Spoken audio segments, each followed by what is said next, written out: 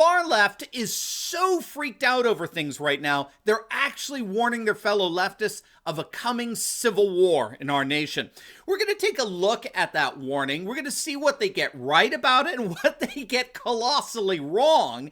And stick with me to the very end of this video when I'll show you what the prospects really are for a second American Civil War. You are not going to want to miss this. Greetings, everyone. Dr. Stevie with you. Great to be with you. As always, I am your daily fake news antidote. As each and every day, I provide patriotic analysis to help you to think better so you can feel better in these crazy and turbulent times.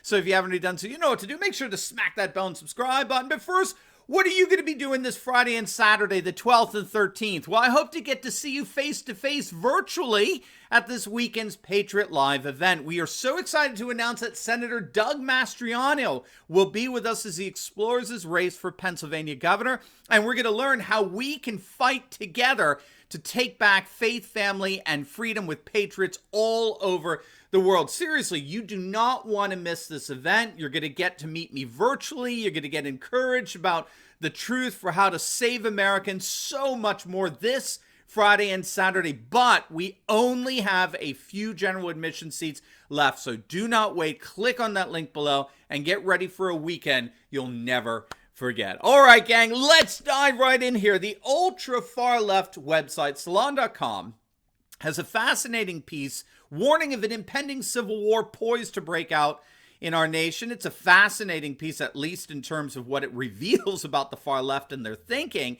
It was written by a fellow by the name of Chauncey DeVega, who's one of the more hysterical and apocalyptic writers at Salon. One of the things that patriots often overlook is just how panicked the left is with the rise of Trump and the MAGA movement. They really do believe that we're winning, that Trump and the new Patriot Republican Party are indeed taking over the nation in what the left believes to be an extended coup from January 6th. And Chauncey DeVega is one of them. And his articles consistently sound the alarm, warning his fellow leftists of just how much a threat Trump and the Patriot Republican Party pose to the left. Now, in his latest piece, he points out first and foremost that secessionist sentiments have surged among both the political left and right. Secession is noticeably gaining popularity among both Trump voters and Biden voters. We've talked about this in other videos. According to the recent survey conducted by the Center of Politics at the University of Virginia, a majority of Trump voters, as well as a significant minority of Biden voters, were both in favor of their state's secession from the United States. All told, 52% of surveyed Trump voters and 41% of Biden voters support seceding from one another in some way, shape, or form. It actually goes deeper than that. A recent survey by YouGov found that in the heartland of the nation, places like Illinois, Ohio, and Wisconsin, 43% of independents wanted to secede. So it's not just Republicans versus Democrats. Secessionist sentiments have increased across the board. Overall, the YouGov survey found that 40% of Americans wanted to secede in some way, shape, or form as of this past June. Unfortunately, from this point on, this writer for Salon just demonstrates the basest form of leftist drivel in attempting to explain the rise of secessionist sentiments. I'll give you a sense. Look at this nonsense. Quote, "It's important to resist false equivalence and superficial analysis here. It may be true that a large percentage of both Democrats and Republicans are willing to consider seceding from the United States, but their reasons and motivations are very different. Today's Republican Party has in practice largely surrendered to, neo-fascism and white supremacy. For Republicans, America's multiracial democracy is anathema to their values and must be destroyed. But when Democrats or progressives report a desire to secede from the country, well, they're merely seeking refuge and self-preservation. To suggest any equivalence between that desire and the overtly violent yearnings of the Republican fascist movement is intellectually dishonest and morally bankrupt." This is what passes as analysis at Salon.com, this dualistic drivel. It's unfortunate this writer appears to have not availed himself of the studies that came out from the election of 2016. British scholars Roger Eatwell, Matthew Goodwin have documented how Trump voters were no more likely to exemplify racist sentiments than were Hillary Clinton voters. In fact, Blatant racism has actually been on the decline in most Western nations for decades. For example, when asked questions like, would you feel comfortable if one of your relatives married somebody from a different ethnic group? Or would you work for someone of a different ethnicity? Or would you be comfortable living next door to a family of a different ethnicity? Right? These are all what are considered classic markers of traditional racist sentiments. All across much of the West, the number of people who would feel uncomfortable with those things has plummeted. So back in the 1950s, more than 90% of Americans disapproved of interracial marriage. Today, it's the exact inversion of that. It's the opposite. 90% approve. It's the same in Britain as well.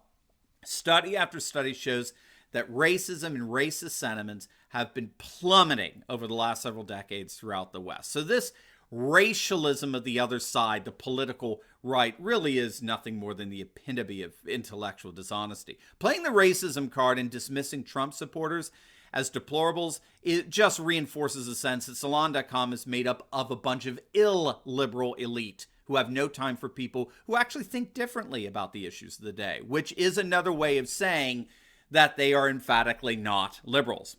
What eludes this writer is that whatever may come of a new civil war in our nation, it's not because one side is made up of demonic racist bigots while the other side is comprised of wholesome, angelic, innocent, and holy saints. No, instead, these secessionist sentiments and any coming civil war that may follow are arising from the fact that the world as we've known it for the last several decades is indeed breaking up. Scholars have long recognized that we're moving from a modernist age, which was characterized by a one-size-fits-all political and economic system, which had three variants, right? Western globalism, Soviet communism, Nazi fascism, which were the three one-size-fits-all political and economic systems that fought for the title, as it were. They clashed over who would be the one single modernist political and economic system to dominate the world. We're moving from that modernist age to a postmodernist age that's increasingly characterized by tribalism, nationalism, populism, and the resurgence of religious traditionalisms. That is what's behind this clash that's going on in our nation as we speak. And that's what's behind any potential outbreak of civil war hostilities. I mean, the whole notion that the conflicts we're experiencing in our nation are between saints on one side and sinners on the other is about as intellectually lazy as any counterfeit analysis could possibly get. Unfortunately, that's what appears to pass as analysis on sites like Salon.com. So having said that, what are the prospects for an impending civil war? Is this something that could actually break out in our nation? Well, before we get into that, just as a reminder, if you like my cool Patriot shirts here, you can get one for yourself. Make sure to click on the link below. We got some awesome brand new Let's Go Brandon shirts that you're going to absolutely love, plus a whole host of Patriot designs. They're a limited edition, so they're not going to be around for long, so make sure to click on that link below. Get one for yourself, get one for your friends, make it an early Christmas present. Just click on that link below. They're going to absolutely love you for it. All right, gang. Look, we've talked about this before, but I have found that the assessment by a counterinsurgency expert to be very interesting in terms of what I think it provides. It provides the best analogy of what a civil war could indeed look like here in the United States. Dr. David Kilcullen has recently argued that if a civil war were to break out in the United States, it would be highly unconventional.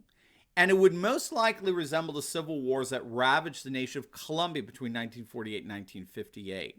Interestingly, that civil war began with racial riots in Bogota over perceived social inequalities. Also of interest is that these riots and the violence and destruction that characterized them were exploited by the two main political parties, the Colombia Liberal Party and the Conservative Party, both of which mobilized their rule supporters to attack each other's communities. The police, interestingly enough, took sides with the conservatives to take over areas where predominantly leftist sentiments reigned, which here in the United States would mean where exurbs and suburbs come in contact with one another. And what we would then be seeing is basically armed gangs taking over our cities, while armed patriot militias would be taking over our exurbs, and the two would be fighting for control over our suburbs as a buffer zone. That is akin to what happened in Colombia. And all in all, it was tragic. I mean, hundreds of thousands of Colombian men, women, and children were killed before the military finally intervened in a coup to restore order. And just in case you were wondering, Colombia has since found peace and is currently governed by a pro-Trump nationalist populist president, Ivan Duque. So all of this is to say that, yes, even the far left is recognizing that a civil war may indeed be imminent. But given that they don't understand why it's happening or what's really at stake, I don't think the outcome of whatever scenario unfolds will even remotely be in their favor. Now, before you go, you will definitely want to check out one of my latest videos, and it's on why the Arizona audit changes everything. You're not going to want to miss that. So make sure to click on the link, and I'll see you over there. God bless.